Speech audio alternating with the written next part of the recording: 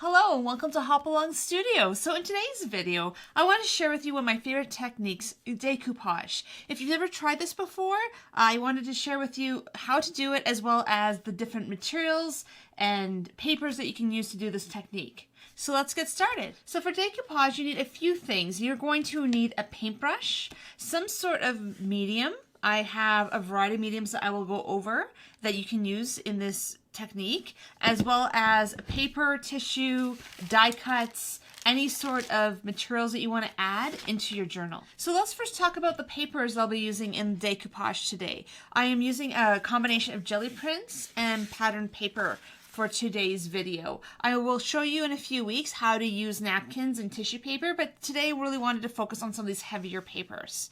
And so really it can be really any weight, but you need to understand that with the weight, you need to use the appropriate medium. So let's talk quickly about mediums. So we have a variety of mediums, from everything from a super heavy gel to very soft gel and everything in between, like heavy gel gloss, regular gel, and even collage medium from Ranger. And so you'll notice that I do have a lot of the golden mediums. Part of that is because I also mix this with paint for palette painting and other techniques. So this particular product and the weights of them work best for me.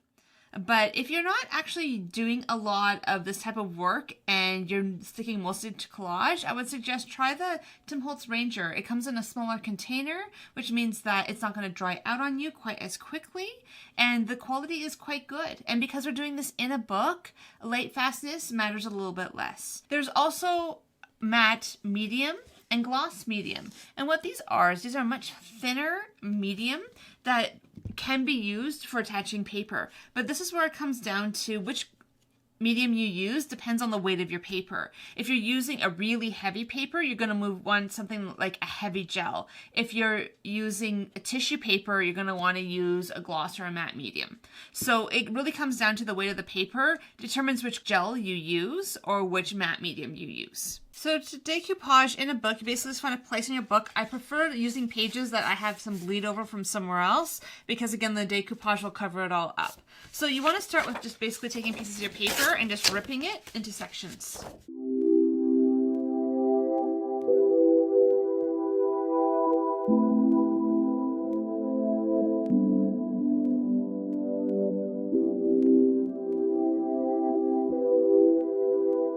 So after you choose your papers, then you just basically want to arrange them on your page. And again, you can cut them down more and rip them down more. The nice thing about when you rip it, it gives you a lot more of an organic feel to your work.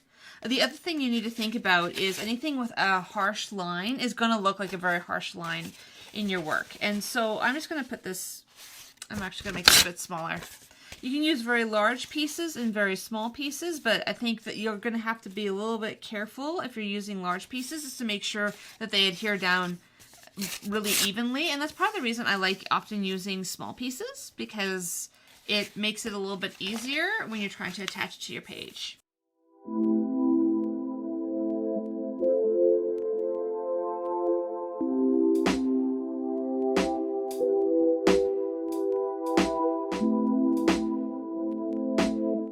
Once you've actually arranged all of your paper or have an idea of where you want it to fall, and again, you don't necessarily have to pre-plan it. You can just start by just throwing down paper onto your surface. In this case, I'm going to actually use a soft gel. I like it the semi-gloss. Semi-gloss works pretty well. And I'm just going to take my paintbrush and just dip it in here. And because I should have actually just used a palette knife to do this, so it'd be a little less messy. But since I know I'm going to be using quite a bit of gel, I'm just going to throw it down on my palette there. And then we're going to start applying it to our background. So I'm going to start by adding some onto the page. And you also want to add it on to the back of the piece of paper that you're going to adhere. And then what you want to do is just lay it on top. And then you want to add another layer on top. And what you're basically doing is you're just cocooning your piece of paper in between two layers of acrylic medium.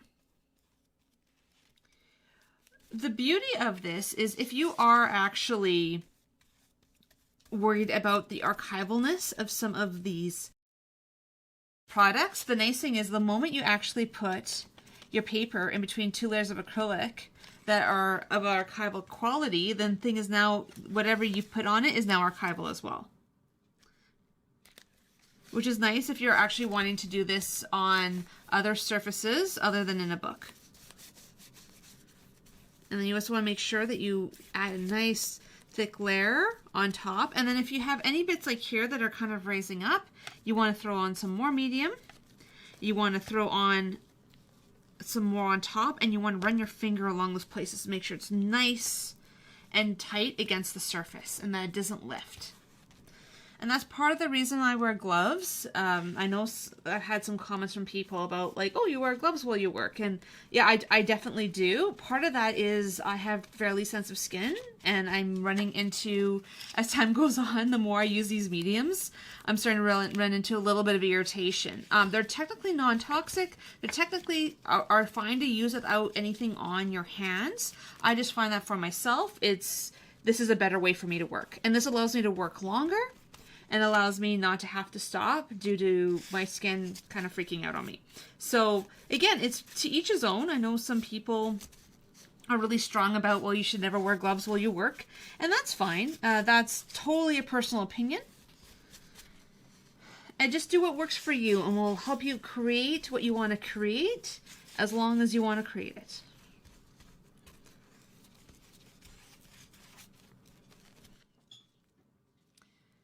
And so yeah, by overlapping and putting things over top and underneath and angling things a little bit.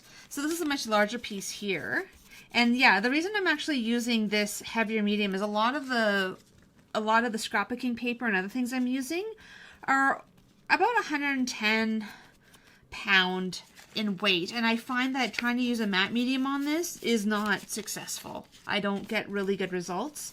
By going a little bit heavier with my gel medium, it makes a difference. And I find the moment I'm starting to work on birch boards or large canvases, that is another consideration, because I find that the larger the canvas I work on, the more I like going to a heavier medium, because the heavier mediums definitely help the stick better. But again, it can be a little bit overkill if you're just using it in a book on a very lightweight paper. And that's why it's hard not to only have one medium, because the more you do it, the more you realize how much it matters on the weight of the medium and what you're attaching it to. Because if you're trying to attach tissue paper with extra heavy gel, you're going to rip it. And so I'm just making sure that's attaching really well to the page and behind. There we go. And just continue to do this until you've covered the entire page. And again, always remember, put some gel medium on your paper back, throw it on the surface, and then throw some on top.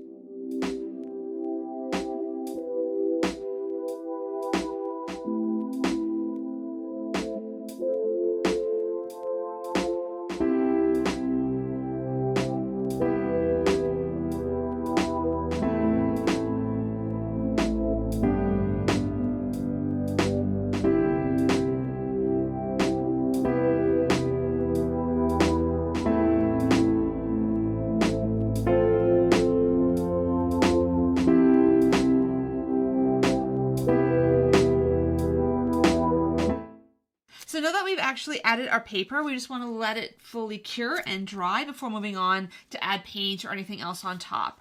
In the meantime, I wanted to show you that you don't have to stick to just ripped paper. There's lots of different ways you can add images. One thing I like doing is actually doing little squares of paper. You definitely could do like grid patterns. You can also add a lot of shapes like this. One thing to think about is you want to make sure that if you are using stuff with ink, that your ink is archival or waterproof in some way, or pigment based, just so that you don't end up running into problems with your matte medium or your gel medium pulling up the color on your die cuts. But this is an opportunity to use shapes like this and do all sorts of fun things with them. I'm actually going to use a different medium this time. We're going to use the Distress Collage medium, so you can see how more than one type of medium works. And one thing to think about when you're choosing a paintbrush to do this, this is a very long bristle paintbrush, try to find ones with shorter bristles. The shorter bristles will prevent the matte medium from getting stuck in the bristles when you're trying to wash it, and will prevent you from running into problems with your paintbrushes getting really, really hard. So again, same thing. You can basically add your little clocks pretty much anywhere you want onto your surface.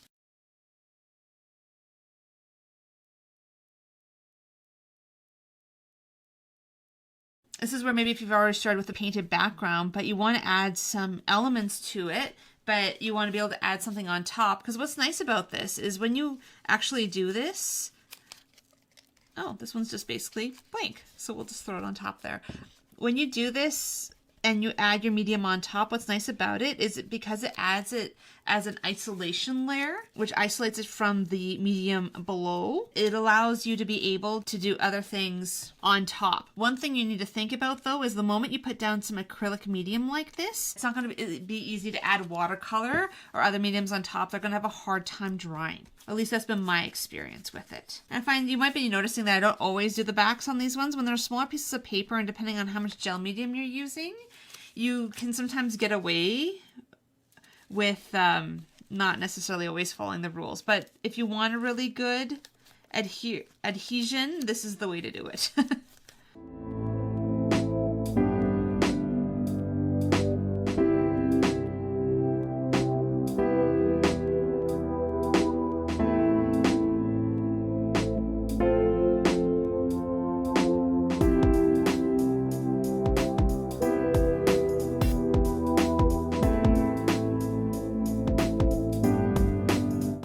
So you can see that even in a journal, by choosing to either tear your paper that's very colorful or just using black and white images and just doing die cuts, you can get a very different feel to each of these pages by just what you add for imagery. And so now, what do you do with this? Do you leave it here or do we move on from here? I want to show you some of the examples that I've done where I've used collage in a lot of different ways as the basis of some of my art journal pages. So here's an example of one of the paintings that I did on top of collage. So in this case, I made everything into a grid, and I actually used some of my jelly prints and I cut them all into small squares. I put that in behind and then I painted on top. So you can see in places like this, you can still see the pattern underneath be coming through. And it's something that you can use this to add a lot of depth and variety to some of your paintings or other pieces that you do, just because of the fact that you can allow the images below to shine through. And here are two other ways that I have used collage and decoupage in my work. So this one here was done with just a decoupage layer, and then I added paint and stencils and imagery and tissue paper and other things on top. So it's a base layer, but you can still see where it's poking through in places, and it really adds a little bit of extra depth that you wouldn't get without starting with a collage. As well with this one, with the decoupage, I started actually using words from magazines, and so I did a magazine layer and basically added on top of it the paint and my journaling. And so I've actually let this stay down to as a silhouette to see the collage and decoupage underneath. But you can also see in these places here, it does peek through. You can see little bits of words. And this is where, if you're looking to do mixed media, this is a great way of adding a lot of variety to your work, just by starting with something like collage or decoupage and being able to add things on top of it just to add depth. So I hope you've enjoyed this video and maybe learned a few new things about decoupage or collage that you didn't know before.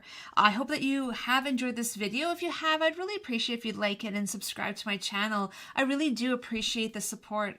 Also, if you're looking for other creative ideas and self-care activities, please check out my website, hopalongstudio.com. I have lots of ideas and photo instructions there that will take you through some of these projects that I also do videos for. So I hope you have a really great week, and I will see you next time.